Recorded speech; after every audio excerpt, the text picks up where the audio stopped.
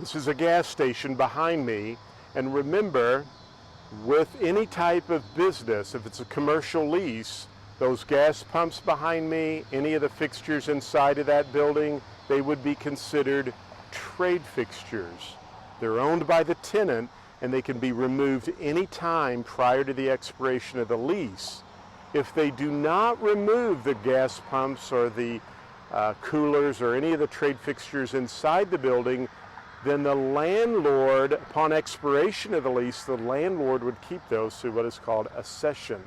But again, do not forget, trade fixtures, the gas pumps, the coolers, all of those shelving inside that store, they belong to the tenant. They are a trade fixture.